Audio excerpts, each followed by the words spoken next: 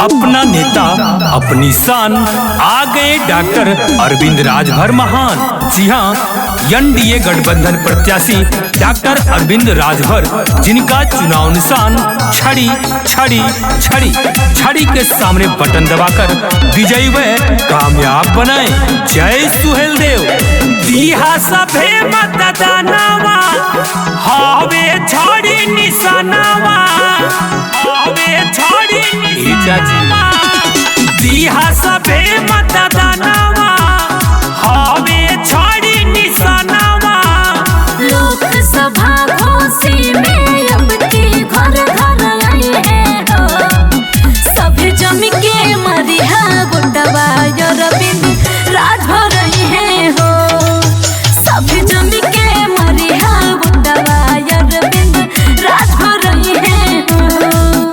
ए चाचा ए चाची, छड़ी निशान के सामने बटन दबाई, डॉक्टर अरविंद राजभर जी के भारी मतों से विजयी बनाई, कामयाब बनाई।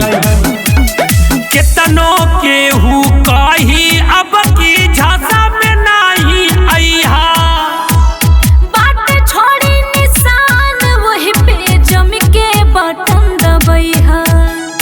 ए भैया ए बहिनी, छड़ी निशान केहू केतनो काही अब की झांसा में नहीं आईहा, बाटे छोड़ी निशान वही पे जम के बटन दबैहा। विश्वास विकास के लेके लहर आई है हो, सभे जम के वोटवा मदिहा ये चाची और बिंदई है हो, सभे मिल के वोटवा मदिहा ये चाचा भैया है हो। जी हाँ, छड़ी के सामने वाली बटन दबाकर एनडीए प्रत्याशी डॉक्टर अरविंद राजभर जी को भारी मतों से विजयी बनावे, कामयाब बनावे। जय सुहेलदेव, जय श्री राम। आपने नेता आपन शान अरविंद राजभर जी, ओहू से ज्यादा विकास करे जितना है इंतजार जी। ए भाभी, छड़ी निशान आपन नेता आपन शान अरविंद राजभर जी, ओहू से ज्यादा विकास करे जितना है इंतजार जी।